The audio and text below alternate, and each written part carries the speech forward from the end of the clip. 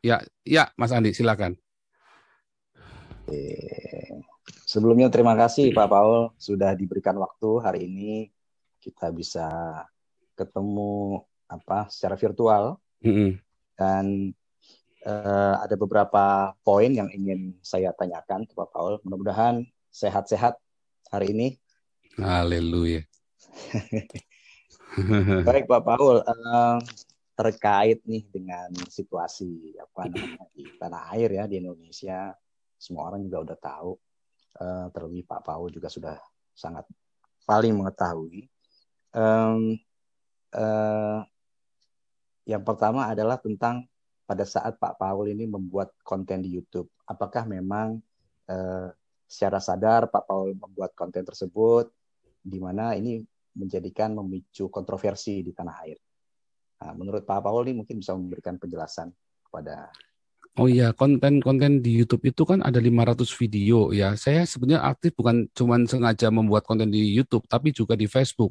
Saya sengaja membuatnya Ya. gitu. Jadi memang saya dengan sengaja dengan suatu tujuan tentunya.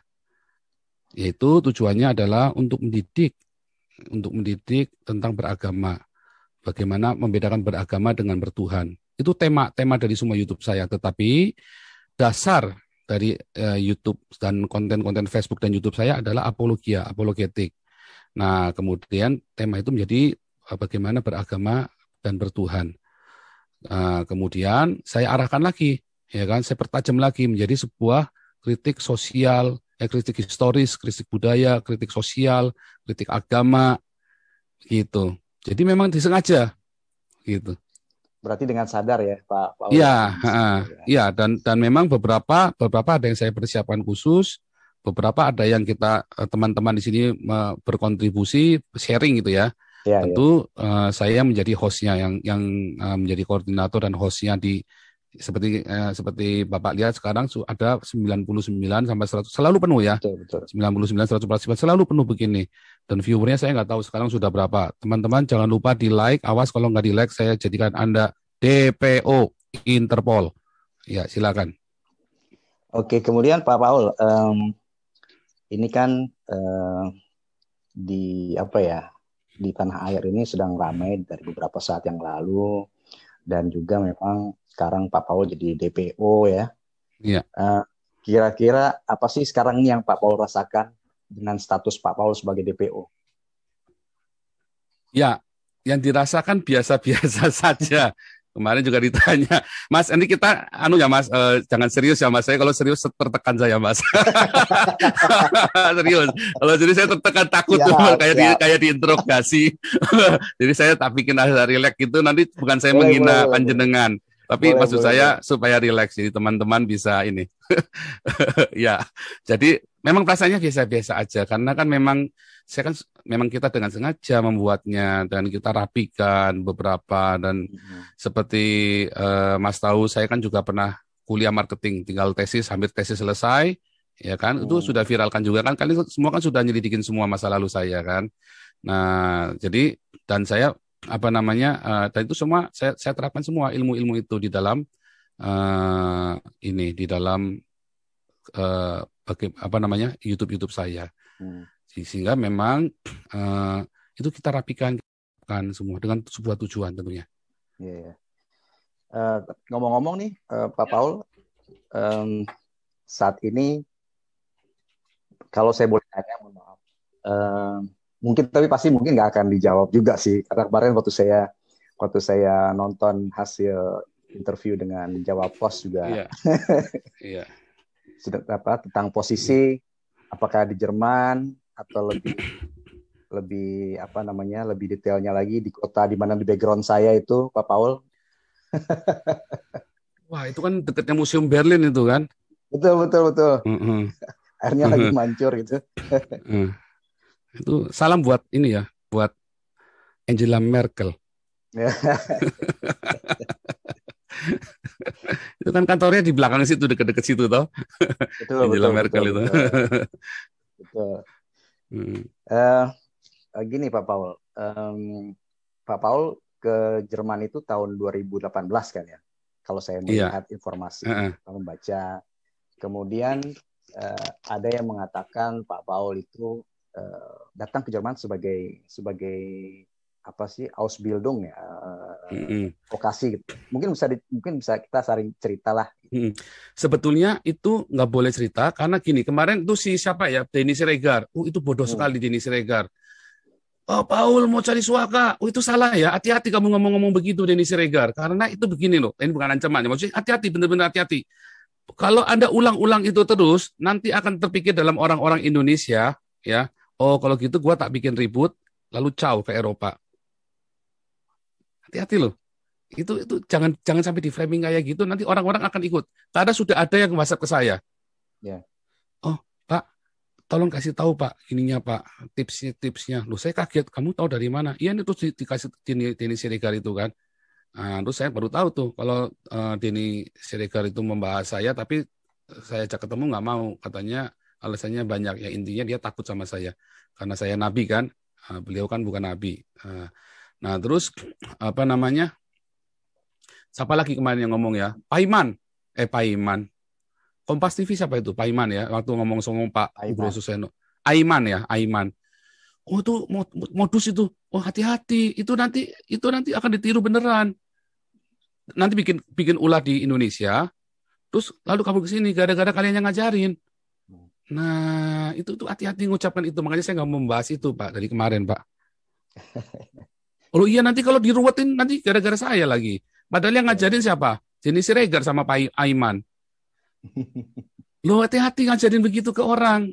Jadi jangan tanya saya. Nanti kalau saya cerita, satu, nanti di sini ada orang yang merasa privasinya diganggu. Kedua, juga saya melanggar kode etik teman-teman saya yang profesional ini. Yang ketiga, nanti akan terjadi wabah. Itu supaya bisa dapat perlindungan. Oh, hati-hati. Jadi jangan di stop pembicaraan ke situ, Pak. Saya tidak mau. Gitu. Okay. Pak, ini terkait dengan status kewarganegaraan Bapak. Kan saya sempat konfirmasi dengan KBRI ya di Jerman. Dan saya sempat juga memberitakan dari Jerman bahwa memang status kewarganegaraan Bapak ini sebetulnya masih WNI karena paspor WNI Bapak masih berlaku. Dan tapi memang belum ada pengembalian paspor dari pihak imigrasi Jerman, Ausländerbehörde, ya, dan juga belum ada konfirmasi surat dari pihak keimigrasian Jerman, sehingga memang ini belum bisa dipastikan juga bahwa Bapak kewarganegaraannya telah berpindah. Gitu. Sejauh ini Pak Paul mungkin bisa cerita ke saya. Ya, Eropa itu mengizinkan double kewarganegaraan, jadi tidak harus mengembalikan paspor, Pak. Nah, tapi saya secara lisan kan saya sudah bilang bolak-balik, saya sudah melepaskan kewarganegaraan saya, begitu, Pak. Hanya kan kalau saya ke sana-sana, saya lagi dicari ke sana-sana, nanti ditangkap kan wilayah hukum. Saya masuk mobil duta besar aja kan nggak boleh, Pak, langsung ditangkap saya, Pak. Kalau masuk mobil duta besar itu berarti wilayah hukum Indonesia, toh. Iya. Makanya saya nggak boleh ke sana pokoknya. Oke. Berarti Bapak masih berada di wilayah Eropa ya Pak, Uni Eropa ya Pak ya? Iya, pokoknya di Eropa membolehkan double kewarganegaraan. Jadi tidak harus selalu mengembalikan paspor itu. Itu. Kalau Indonesia kan nggak boleh. Jadi teorinya Indonesia jangan terus diterapkan ke Eropa, nggak bisa dong. Oh, harus balikin paspor. Kalau di Indonesia memang setahu saya ini ya. Warga negara Indonesia masih boleh anak yang lahir di Jerman kalau kita bicara Jerman sampai dengan usia 18 tahun masih boleh nanti setelah memilih. 23 tahun memilih. Ya, tapi kan tetap harus memilih. Kewarganegaraan baru otomatis membatalkan kewarganegaraan yang lama kalau di Indonesia toh. Betul. Nah itu saya pakai hukum itu saja. Iya. Terus Pak, Bapak ini kan sering istilahnya khotbah ya Pak di YouTube di kanal ini. Kemudian Bapak juga sebagai pastor disebutnya. Bisa sharing informasi Kak Pak? Apakah memang Bapak ada background agama sebelumnya, teologi, belajar di mana saat masih sekolah dulu? Ya, saya tahun 99 ditahbiskan menjadi hamba Tuhan di sebuah gereja. Saya tidak akan sebutkan ya, dan mohon tidak disebutkan namanya di tempat publik karena saya sudah janji untuk tidak menyebutkannya. Kemudian saya sempat tinggalkan Tuhan dari 3 tahun ya, antara 2009, 2012 atau 2010, 2013. Cuman yang saya ingat 2013 akhir itu saya berjumpa dengan Tuhan Yesus secara spiritual ya, dan kemudian saya sudah keluar dari sinode saya yang lama. Ya, saya mengundurkan diri waktu itu karena saya sombong, saya begitu arogan dan begitu pahitnya saya. Kecewaan yang ya karena orang sombong kan mudah kecewa Pak, ya kan. Jadi itu kesalahan saya intinya, kesalahan saya sendiri, kesombongan saya sehingga saya jatuh di dalam dosa dan saya banyak melakukan kejahatan, melakukan banyak sekali kerugian terhadap orang lain. Dan 2013 saya mulai berjumpa dengan Tuhan Yesus dan saya memulai pertobatan saya yang baru 2015 akhir ya. Pokoknya saya lupa ya, saya bergabung dengan sinode saya yang baru. Itu saya lupa ya antara itu. Dan saya ditabiskan menjadi ini juga menjadi hamba Tuhan juga ya. Kalau kita bilangnya pastor ya. Kalau di tempat kami itu pastor bukan pendeta Pak. Karena nggak alkitabiah kalau pendeta. Kalau pastor itu kan gembala. Nah saya jadi sudah ada background teologi, saya sekolah teologi. Sekarang saya sedang menyelesaikan doktoral saya. Teologi juga. Master teologi sudah selesai dan saya sedang selesaikan doktoral teologi saya. Di tempat yang dirahasiakan. Tertawa jahat. Tolong dikutip tertawa jahatnya, Pak. Iya. Bisa aja nih Pak Paul. Itu tertawa jahat lagi jadi ikon Pak, tersenyum jahat sama tertawa jahat. Iya, hadapi kehidupan itu kita tersenyum jahat, maksudnya kita itu tersenyum walaupun getir kita tersenyum. Nah, kita tertawa jahat itu menertawakan diri sendiri. Kan harusnya begitu toh. Semua dianggap serius ya, pertumpahan darah terus Pak. Ya. Nah, itulah Indonesia. Karena kurang bercanda Pak. Orang Indonesia itu kurang guyon Pak. Iya, oke silakan Pak. Bapak sejauh ini ada komunikasi nggak Pak dengan KBRI atau KJRI? Enggak Pak.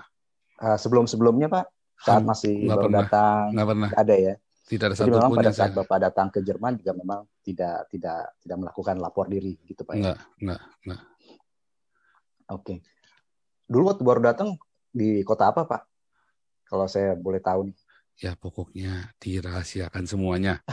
Pokoknya mengenai lokasi dirahasiakan karena nanti saya nyalain itu sudah ini Pak, sudah teman-teman dari ini sudah ngomong jangan supaya masuknya ke topik yang lain, yang inti saja yang jadi masalah. Kalau masalah lokasi itu nanti biar teman-teman di Polri yang bertugas, tapi mereka sudah pinter Pak, mereka sudah tahu saya di mana kok Pak. Mereka sudah tahu kan kerasa twing ya kan radar melacak radar kan Pak. Nah, sudah berasa mereka tahu. Baik Pak. Pak Paul, ini apa ya, terkait dengan kontroversi beberapa hari yang lalu yang muncul akibat dari YouTube Bapak itu yang dianggap menyakitkan baik itu umat Islam, Muslim maupun juga umat Kristen sendiri Pak di Indonesia. Nah, Bapak dibully lah. Nah, mungkin Bapak ingin ada pembelaan atau apa yang ingin Bapak sampaikan? Satu, saya tidak merasa dibully sih Pak. Karena saya sudah berdamai dengan diri sendiri, kecuali masalah gendut itu tadi. Saya memang stres Pak. Selama di Eropa, berat badan saya, kemarin saya sudah 6 pack, waktu di Indonesia sampai sini saya 1 pack lagi. Jadi saya cukup terganggu dengan kata gendut memang. Makanya tadi saya kemarin sempat ngucap saking ininya kan, wah ini orang kok itu. Nah, tapi yang lain-lain saya sudah berdamai dengan diri sendiri sehingga saya tidak merasa dibully, biasa saja. Nah, kalau ada yang merasa disakiti, kalau orang Kristen merasa saya menyakiti mereka, saya sebagai hamba Tuhan, saya berkata kepada Anda, bertobatlah, berarti imanmu masih lemah. Tapi sama kepada orang-orang Muslim yang merasa saya sakiti, bertobatlah. Berarti agamamu tinggi, ilmunya, tetapi pemahamanmu tentang Tuhan masih cacat sekali. Gitu, Pak. Berarti memang pada dasarnya agama itu baik tuh Pak ya. Hanya ada oknum-oknum ya Pak kalau bisa dibilang. Agama itu tidak baik, Pak. Yang baik hanya Tuhan. Ya. Agama itu yang buat manusia dengan semua ritual, aturan-aturannya. Akhirnya yang satu bilang begini, satu bilang begitu. Akhirnya apa? Yang satu merasa benar, yang lain benar. Benar ketemu benar. Lalu nggak mungkin dong harus ada yang salah. Nggak mau, nggak bisa. Pokoknya bukan, jangan saya. Kalau ada salah pun jangan saya, kamu. Yang lain bilang sama, Pak. Akhirnya gimana? Yuk kita kelahi aja yuk. Kan begitu kan. Tetapi kalau kita bertuhan, aku benar, kamu salah. Kita ini goblok semua. Kita ini salah semua. Yang benar cuma Tuhan. Ingat Kain dan Habil, kenapa bunuh-bunuhan? Karena ibadah loh, Pak. Iya, itu Pak. Jadi tidak ada agama yang baik cuma Tuhan. Agama itu menyandera Indonesia, sehingga Indonesia selalu miskin dan tertinggal. Pak, ini dengan status Bapak DPO ini oleh Polri, keluarga gimana Pak di Indonesia? Nggak tahu. Kan Bapak sempat nyebutin kan, sempat bilang nggak usah takut dengan polisi juga. Nah, nggak ada kekhawatiran itu Pak tentang keluarga di sana? Nggak ada polisi, Pak. Saya percaya polisi setelah zaman Tito, setelah zaman Jokowi ya, berarti ya. Beda banget. Saya kan ya anulah pokoknya beda banget. Saya kan juga ngamatin dari sini, Pak. Beda banget. Ya ada oknum yang brengsek selalu di mana, di sini juga ada Pak yang brengsek, Pak. Sama saja. Cuman maksudnya jauh beda dibanding dengan sebelumnya. Jadi kalau ada polisi datang itu dulu kita takut, sekarang ya nggak terlalu takut. Cuman kan setelah kita tahu ada kasus ini, saya ngerti. Tadinya saya berpikir ini mau nyandra keluarga saya atau gimana. Tapi tiba-tiba saya dapat wahyu, ting ting ting ting ting, wahyu gitu kan, ting ting ting ting ting. Oh enggak, justru mereka mau jaga keluarga kamu dari ormas-ormas yang kurang ajar ini, dari orang-orang beragama ini. Nah, jadi saya makanya saya bilang tenang, polisi datang itu cuman mau ngawasin kalian. Begitu ada gerakan, mereka akan langsung merapat ke tempat kalian. Gitu. Tapi memang nggak ada komunikasi ya Pak dengan keluarga sama sekali ya Pak? Wah, saya udah tahun berapa itu Pak nggak komunikasi dengan keluarga saya Pak. Apalagi nggak ada. Aktivitas saya kan berbahaya Pak sejak 2016 terutama ya, mulai tensinya mulai naik kan. 2017 itu saya udah mulai putus kontak dengan banyak orang Pak. Udah saya satu-satu saya nggak kontakin lagi. Pokoknya kalau mau tahu saya lihat di Facebook, lihat di ini. Jadi ya sesekali ya pokoknya mereka bisa ngelihat lah aktivitas saya di Facebook sama di YouTube lah. Ya kalau terakhir ini kan di YouTube ya, terakhir dulu saya main YouTube ini baru Maret 2020. Aktif juga. Aktif di YouTube baru Maret 2020. Follower udah banyak tapi Pak ya? Ya kan dikembosin sama Menkominfo Pak. Wah itu saya ini lagi mau keluarin surat sakti nih supaya bisa nyala lagi YouTube saya ini Pak. Cukup mengganggu memang. Di blok ya Pak ya, kena blok. Kelihatannya Pak. Pokoknya saya nggak bisa nge-YouTube aja sekarang ini kondisinya. Oke. Iya, jadi saya lagi ini antara kekuatan dari kegelapan dengan kekuatan dari terang ini sedang enggak lah, bukan ya, maksudnya ini saya lagi serius, saya benar-benar lagi cukup pusing karena semua ada di sana, semua ini saya kan, dan yang paling diuntungkan adalah para alap-alap, mereka enak Pak, subscribernya naik semua Pak, begitu sebut nama Joseph Paul Zhang, Nabi ke-26, langsung yang viewernya biasanya cuma 800, langsung jadi 30.000, 100.000 Pak. Subscribernya naik terus Pak. Nah, saya digembosi sama Menkominfo Pak. Aduh, nggak kasihan Menkominfo ini, memang istega tenan. Pak, ini kalau setiap hari Bapak online, kemudian live, istirahatnya kapan tuh Pak? Nggak ada gangguan kurang tidur kah? Atau apakah gitu Pak? Ya kalau malam, saya kan ada doa fajar jam 5 pagi Jakarta, berarti di sini kan jam 12 malam, ya bisik-bisik tuh Pak, doanya bisik-bisik. Maksudnya nggak keras-keras begini, nggak langsung wah nggak begitu maksudnya. Saya kan juga ada ngajar juga via Zoom tapi nggak live ya. Ada yang ngajar, ada berapa kelas tuh? Saya ada 15 kelas. Sekarang ini mau nambah lagi 2 kelas Ibrani sama kelas evangelis yang baru ya. Jadi ada 17 kelas nanti kita nambah. Oh enggak, 16 ya, karena yang itu naik kelas kan, maksudnya pindah kelas kan.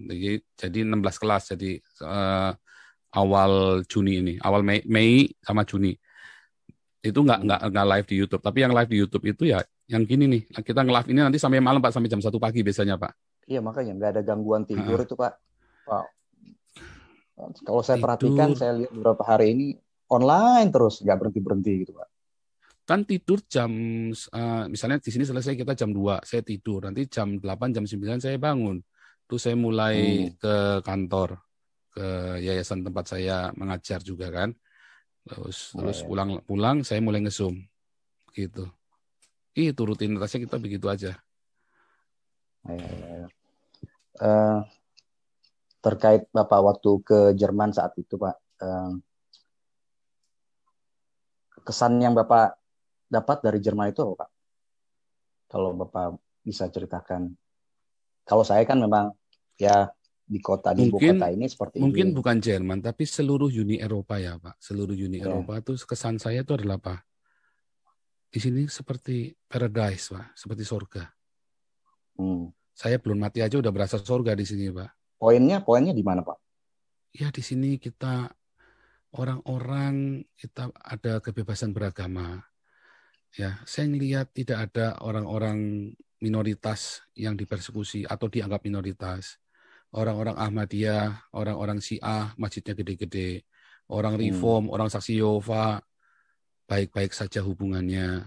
Ya kadang-kadang berdebat, ya kan. Tetapi setelah itu ya baik-baik saja semuanya ya. Nah, terus di sini saya ngelihat orang-orang diperlakukan dengan manusiawi sekali. Ya bahkan saya ada beberapa teman saya itu yang hidupnya susah, yang bangkrut, yang ada yang Down syndrome, semua ya istilahnya diperlakukan dengan manusiawi. Gembel pun hampir nggak ada kecuali imigran ilegal atau yang jangkis, yang pecandu yang lari dari rehabilitasi. Ya itu kan strategi menggembelkan diri sendiri itu namanya kan. Terus kalau bilang saya di sini tidak pernah takut, ya saya tidak takut dengan teman-teman dari Turki, dari Maroko. Ya, karena mereka secara umum ya, ada yang gila ya ada Pak yang gila. Tapi secara umum mereka tahu undang-undang di sini. Sehingga kita kalau misalnya kayak anak-anak saya kan temennya banyak orang Iran sama orang Irak kan anak-anak saya itu kan. Yang di gerejanya dia kan memang gereja campur-campur soalnya kan. Tetapi teman-teman Irak ini kan teman-temannya Muslim. Nah, ketika dia bergaul gitu nggak berasa kayak apa begitu loh Pak. Artinya di sini memang benar-benar ada rasa persatuan, menghargai semua ya, saling menghargai itu di sini benar-benar ada ini Pak. Ketika lagi puasa segala, mereka sering main ke rumah kami ya, ke rumah anak saya kan. Mereka sering main gitu, terus kami kan makan babi. Ya terus mereka juga ini Pak, kita bilang kamu Muslim, ya udah kita nggak makan babi, kita kasih makanan yang lain. Terus saya pernah pelayanan saya kan ke camp itu kan, saya kan banyak baptis imigran dari Timur Tengah, ya kan. Ada saya dengan beberapa teman, kita udah baptis ratusan Pak orang-orang imigran Muslim ini Pak. Saya pernah suatu ketika saya main ke camp mereka, coba Bapak bayangin ya, ada satu dari keluarga dari RRC, dari Cina komunis, dan saya tahu dia bukan beragama Islam, bukan Uighur ya, tapi dari dia ini. Dan itu sudah saya baptis juga. Terus dia satu camp dengan orang Irak, Pak. Orang Syria. Orang Syria yang beragama Muslim. Maka mereka share lemari es, Pak. Yang satu makan babi, yang satu enggak. Dan mereka bisa rukun, Pak. Pertamanya, rese, Pak. Tapi terus di sini tiba-tiba mereka, loh, tadi katanya ribut. Kemarin kan dulu saya pernah cerita, ini ribut terus. Tapi loh, sekarang mereka rukun, bisa baik-baik. Apa rahasianya? Ya nggak tahu. Tiba-tiba kita jadi baik saja sekarang berteman. Loh, hebat sekali saya bilang. Itulah persatu. Jadi terus di sini kalau apa-apa kita bebas menyatakan pendapat. Kalau di Indonesia saya baru teriak dikit, ya kan teman-teman tuh semua dari orang-orang mayoritas begitu teriak-teriak nggak karu-karuan, ya kita cuman mingkem diem aja. Saya baru teriak dikit udah langsung biadab, ke barat, tangkap, bunuh, penjarakan. Wah, semua 190 negara pun sampai heboh Pak gara-gara saya. Padahal saya cuma ngomong apa sih kemarin ya kan? Ya kan? Tapi 190 negara heboh semua gara-gara saya. Kan lucu kan? Nah, sementara Yaya Waloni, Irena Handono, Moko Kintani, Christian, Stephen Indra, Bangun Samudra, ya kan? Ustadz Kaimana dan yang lain, Hani apa terus ya Mualaf Center itu ya, grupnya Mualaf Center. Wah, ngomongnya mas tengah mati gila-gilaan, Habib Rizik. Pemerintah tenang-tenang aja, anyam-anyam aja, gitu kan? Nah, terus di sini Pak, orang-orang saya ngelihat ada keadilan sosial yang begitu hebat Pak. Di sini pokoknya Pancasila banget Pak. Saya bilang kalau mau cari Pancasila datanglah ke Eropa. Karena di Indonesia sudah tidak ada Pancasila lagi. Gitu Pak ya? Iya. Pak, terkait dengan kalau apa namanya, ini kan di Indonesia memang masih ada apa gap-gap ya. Gap, ada minoritas, ada mayoritas, kemudian ada ya boleh dibilang masih ada sedikit orang-orang yang saya nggak tahu persis sedikit atau banyak yang masih nyebut ya Cina lah, mohon maaf ya Pak ya. Kemudian ada juga orang menyebut Arab lah gitu kan. Sementara kan memang ini menurut pandangan saya, mungkin juga saya salah, bahwa kan di Indonesia memang kita beragam ya, seharusnya memang jadi satu kesatuan yang beragam itu, ya kan Pak. Nah, Bapak sebagai pastor ya, mungkin punya pandangan yang tadi Bapak bilang tidak ada Pancasila di Indonesia, padahal justru dengan Pancasila itu bisa mempersatukan seluruh elemen bangsa Indonesia yang ada. Tapi kenyataannya menurut Bapak tidak seperti itu. Maksud Bapak sekarang ini Indonesia ini sudah bersatu begitu? Indonesia bersatu ya, tapi secara prakteknya, secara kenyataan itu masih ada gontok-gontokan lah. Nah, gini. Jadi bukan masih ada, Pak. Indonesia itu juga bukan bersatu. Indonesia itu dipaksa jadi satu.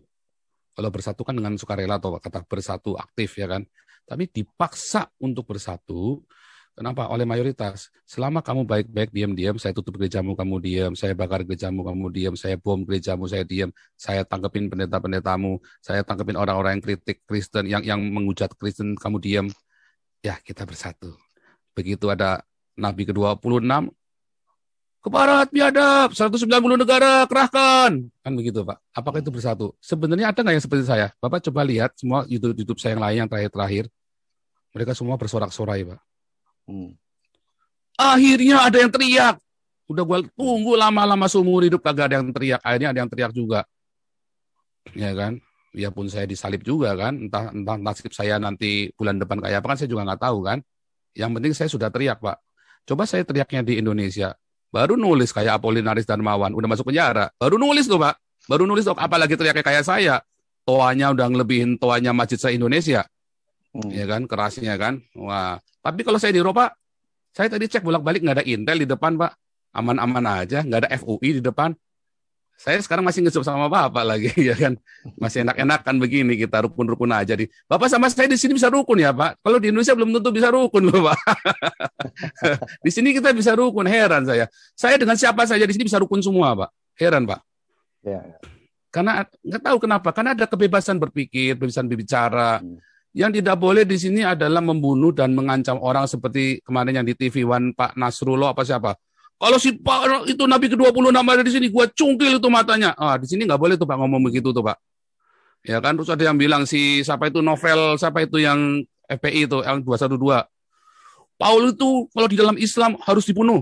Di sini nggak boleh tuh Pak. Itu hate speech di sini tuh. Kalau saya hate speech nggak? Enggak. Lalu kalau ditanya hate speech-nya saya di mana? Nggak ada. Yang membuat hate speech, tapi kan terjadi kebencian. Loh, yang menimbulkan kebencian bukan saya, tapi Metro TV, TV One, sama Kompas TV yang mempublikasikan siaran saya tanpa izin dan mengutip-ngutip tanpa izin dan cuma sepotong pula. Coba kalau Bapak lihat punya Jawa Post, lihat komentarnya di bawahnya. Wih, indah sekali, Pak. Semua komentar di Jawa Post videonya itu indah semua, Pak. Karena dia tampilkan dengan lengkap.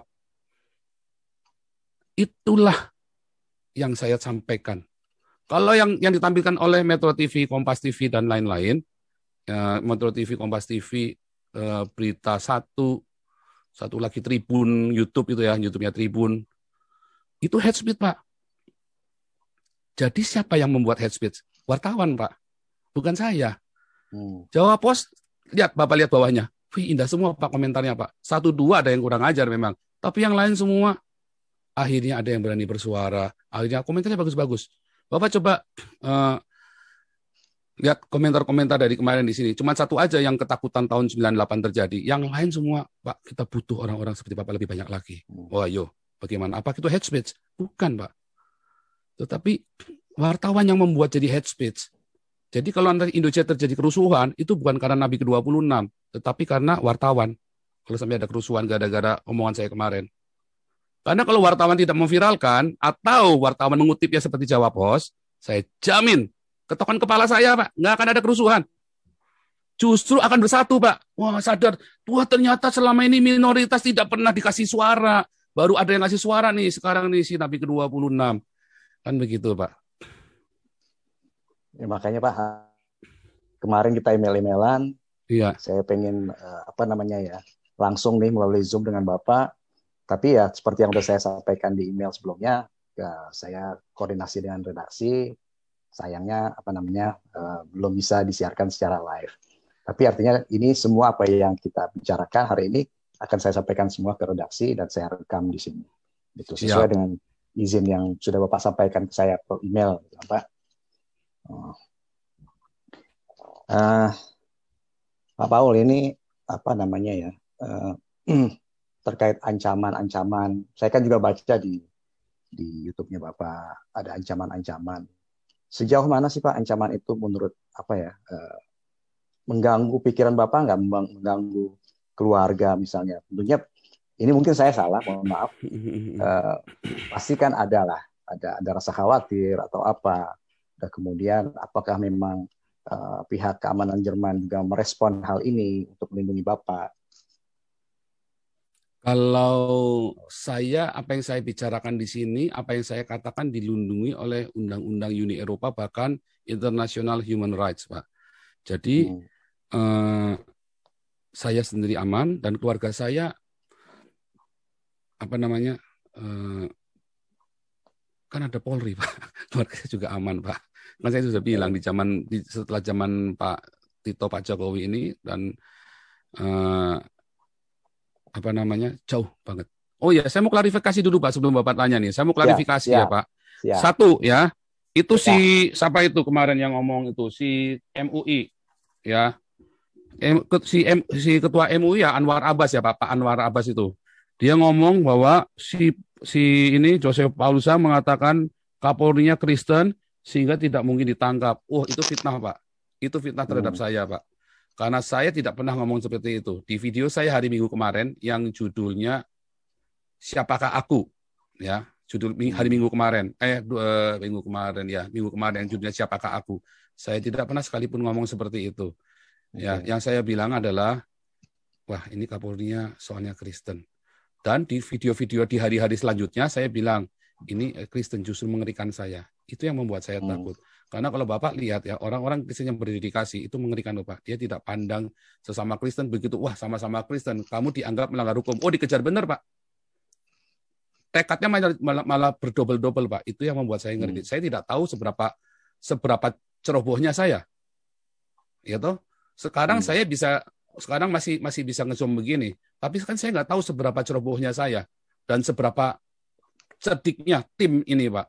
Mereka sudah tahu kok saya ada di mana kok sekarang ini. Sekarang ini apalagi sudah tahulah itu mereka sekolahnya juga tinggi, Pak. Ya kan? Juga mereka pengalamannya juga dan mereka rame-rame begitu. Nggak mungkin lah nggak tahu saya di mana. Mereka hanya mencari bukti dan kepastian supaya tidak melanggar hukum Uni Eropa.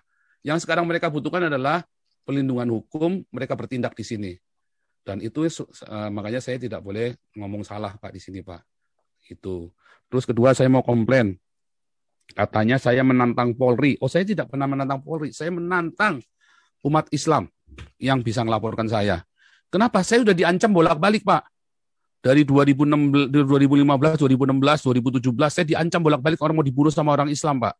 Mereka ngomong lebih kejam dari saya cuma ngatain sedikit aja, bunuh halal. Saya print semua, Pak. Itu perkataan-perkataan itu saya print semua, diancam. Bahkan Haikal Hasan sudah nyampe ke rumah saya 2018. Kan dia ngaku sendiri kan, dulu saya ngomong di sini, teman-teman nggak ada yang percaya. Sekarang Anda lihat sendiri, Haikal Hasan yang ngakuin kan, 2018 sudah nyampe rumah saya. Nah, akhirnya saya bilang, kenapa nggak ada yang laporin ke polisi? Ya karena saya sudah di sini, nggak bisa dilaporin kan. Makanya saya bilang, loh tiba-tiba bisa ada yang laporin PSI. Oh iya, karena dia punya akses. Kalau enggak, perkataan saya bukan hate speech. Kecuali wartawan membuatnya jadi hate speech. Jadilah saya penistaan agama. Tapi aslinya kan bukan. Aslinya saya adalah apologia dan suara kritik kenabian. Boleh nggak? Boleh. Karena saya tidak pernah membenci orang Islam. Saya selalu menghimbau, kasih makan orang Islam. Kasih makan mereka. Kalau gereja tidak kasih makan mereka, nanti mereka dikasih makan sama Habib Rizik. Mereka bikin ulah. Dihasut, Pak. Orang yang lapar akan mudah dihasut. Perut yang kenyang tidak mudah dihasut. Saya suruh teman-teman, ayo kasih makan. Saya di sini. Tinggalkan gereja yang pakai jam Rolex. Tinggalkan gereja yang pakai mobil Alphard, yang pendetanya kaya-kaya. Yang pendetanya hedonisme. Tinggalkan yang gereja-gereja yang tidak melakukan diakonia dan marturia. Pergilah ke gereja-gereja yang diakonia marturia dan bagikan makanan itu kepada semua orang. Tanpa bawa embel-embel atribut gereja. Setiap hari saya ngomong ini, tidak ada satu pun yang dikutip sama wartawan, Pak. Cuman jawab pos saja. Yang lain nggak ada yang ngutip. Kan gila, Pak. Itulah hate speech, Pak. Dan kemudian terjadilah yang seperti ini. Ya itulah terjadi, Pak. Nah, makanya kutiplah Indonesia ini, belajarlah mendengar seperti Shrek. Ya, saya kasih gambarnya Shrek kan kemarin kan, kupingnya panjang. Dengar yang benar, baru ngomong belakangan.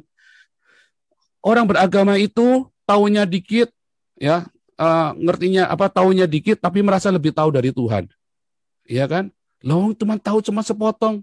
Dia nggak tahu apakah saya membenci orang Islam. Nggak, saya suruh kasih makan orang Islam. Saya kasih makan. Kenapa? Kalau nggak dikasih makan, mereka dikasih makan sama Habib Rizik. Disuruh bikin aneh-aneh nanti. Disuruh bikin khilafah segala macam. Nah, ketika saya mau kasih. Jadi saya tidak pernah menantang Polri. Saya menantang umat Islam yang bisa ngelaporin saya. Dan saya tidak melakukan penistaan agama dan tidak melakukan penghujatan. Kalau si Husin Alwi Syihab itu bisa melaporkan saya, justru ketahuan bahwa dialah kadrun yang sesungguhnya. Dialah agen khilafah, antek khilafah. Ya kan? Karena dia berusaha mengacaukan. Dia sengaja. Itu pancingan. Saya kan cuma kasih pancingan doang. Kasih klik, kasih bait.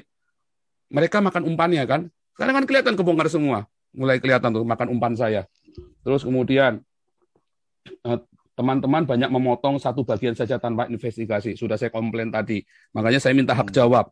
Kemudian tadi ya, pers membuat kekacauan di Indonesia, bukan saya.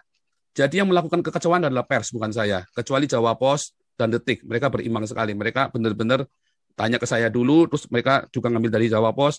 Tetapi yang lain-lain, mereka lah yang harus dituntut sebagai head speech dan pembuat kekacauan, karena mengutip hanya sebagian. Setelah seminggu baru ada baru nih, TV One, baru hari ini TV One tadi ya, nanti baru tayang hari Senin jam 9 dengan TV One. Baru Bapak baru masuk. Itulah yang namanya head speech, Pak. Bukan saya, Pak, tapi kalian semua yang head speech. Kemudian, tadi satu lagi,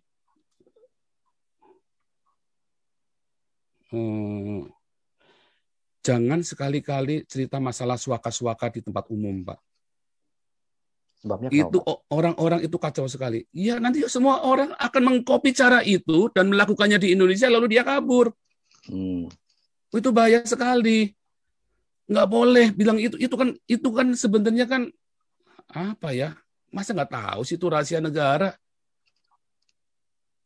Ya kan? Itu saya kok rada kurang pas ya sama teman-teman itu ngomong seperti itu di muka publik begitu. Nah, itu hati-hati. Itu jadi bumerang buat kalian semua loh. Sudah mulai ada yang WhatsApp ke saya loh, itu masuk ke saya. Diajarin tips-tipsnya, segala macam. Emang saya bikin begitu? Itu kenapa? Karena Denny Siregar yang menggiring. Salah Denny Siregar. Wah, ilmu, makanya kenapa Denny Siregar nggak berani ngomong sama saya, ketemu sama saya? Malah dia membuat fitnah kan? Akhirnya kan wartawan Denny Siregar, Eko Kuntadi kan membuat fitnah. Ade Armando membuat fitnah buat saya akhirnya kan? Gitu Pak. Oke Pak, silakan lanjut Pak. Ini sebelum. Ya Pak, saya nggak mau ganggu lagi lama karena sudah 1 jam. Bapak takutnya ingin terus. Tenang Pak, kita sampai jam 1 Pak. Lain-lain. Sementara YouTube makin panas, sekarang live view-nya sudah 7.000 Pak. Wih, banyak sekali. Iya, saya kalau live selalu banyak Pak. Iya. Ya mungkin ini penutup kalau Bapak ingin menyampaikan sesuatu hal kita berusaha berimbang, ya, Mm. sesuai dengan apa yang saya sampaikan juga di email. Silahkan Bapak menyampaikan apa terkait dengan hal-hal yang kemarin sempat viral, terutama tentang tuduhan-tuduhan terhadap Bapak.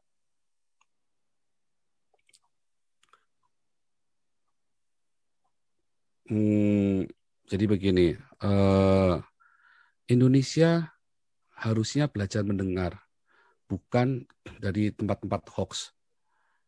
Belajar kalau apa-apa itu tanya ke orangnya. Saya setiap hari nge-zoom di sini, ya belajar tanya.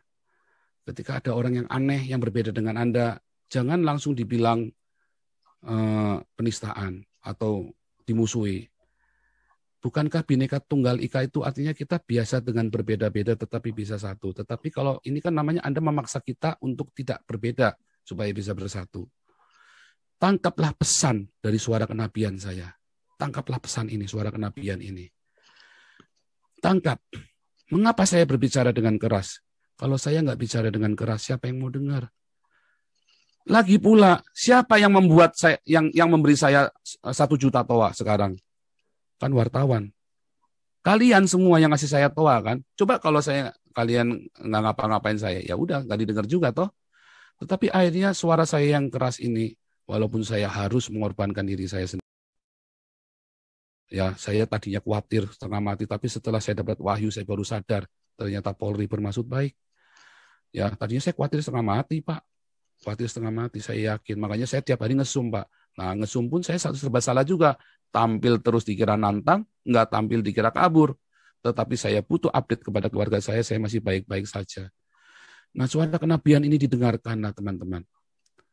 Hari ini semua, ya, cintailah Indonesia. Sekarang saya nggak bisa pulang ke Indonesia. Bahkan keluarga saya meninggal pun saya nggak bisa pulang. Itu harga yang harus saya bayar. Saya tidak mungkin masyarakat Indonesia banyak yang bisa mengampuni saya dan menerima setelah mengerti pesan ini.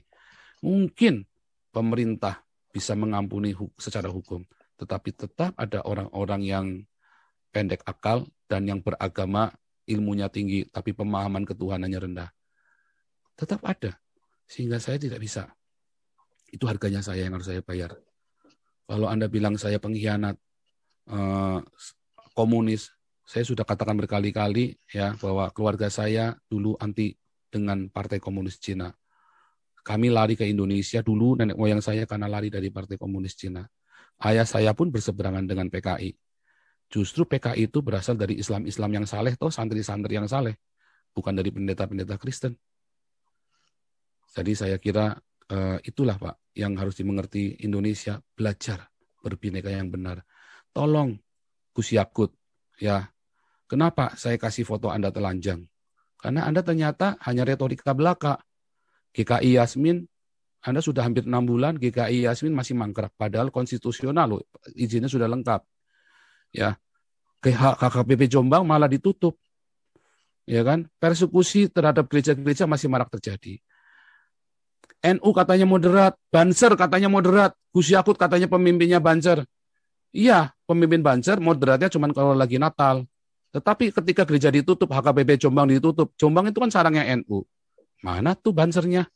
Nggak ada tuh.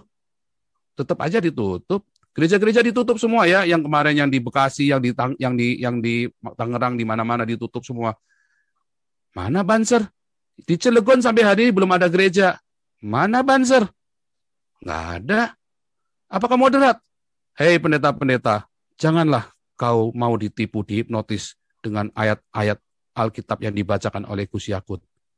Itu hanya cara dia untuk menghipnotis, tebar pesona sama kamu, dan kamu kesengsem langsung. Yang penting prakteknya mana? Nggak ada. Makanya saya kasih foto Gus Yakut telanjang, artinya saya telanjang ini, Menteri Agama. Dan saya menantang Gus Yakut ya untuk berdiskusi tentang agama.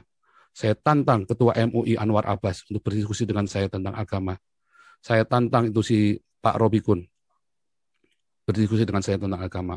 Jangan bilang saya lari tanggung jawab. Saya tidak pernah lari dari tanggung jawab. Saya yang berlaku di saya hari ini ada hukum Eropa. Sehingga saya tidak pernah lari. Saya tidak pernah lari. Ya, polisi tahu persis saya tidak pernah lari dari tanggung jawab. yang saya buat di sini adalah untuk seluruh dunia, bukan cuma untuk negara Indonesia saja. Makanya saya selalu memberi salam apa? Shalom Indonesia, Shalom Om Swastiastu, itu baru kemarin ya. Shalom Rahayu Indonesia, Eropa, yang ada di Amerika, di Afrika, semua yang berbahasa Indonesia. Emang cuma orang Indonesia doang yang bisa bahasa Indonesia? Tetapi kenapa yang bereaksi cuma yang ada di negara Indonesia? Karena ilmu agamanya tinggi, pemahaman Tuhannya cetek. Jadi saya menantang Anda, Pak Robikun, Pak Anwar Abbas, dan Pak Gus Yakut, debat tentang agama dengan saya. Jangan menghindar. Belajar, ajari. Indonesia sudah berdiri sejak tahun 70, sudah 70 tahun lebih, sejak tahun 1945. Tetapi para ulama ini gagal mengajarkan Tuhan yang benar kepada umatnya. Artinya Pancasila gagal.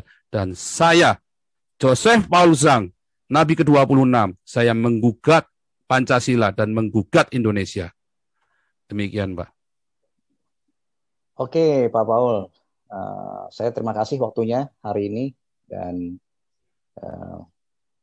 sudah banyak Bapak bercerita, menjawab juga apa yang sudah saya tanyakan tadi. Mudah-mudahan sehat selalu Pak Paul.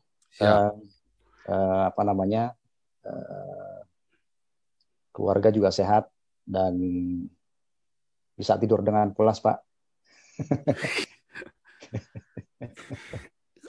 Ya, haleluya. Baik, Pak, gitu ya. Terima kasih buat Metro TV. Saya mohon pamit, Pak. Luar biasa buat Mas Andi Metro TV, luar biasa sekali. Semoga interview ini bisa jadi berkat buat Indonesia dan menenangkan semua rakyat Indonesia. Tuhan Yesus memberkati.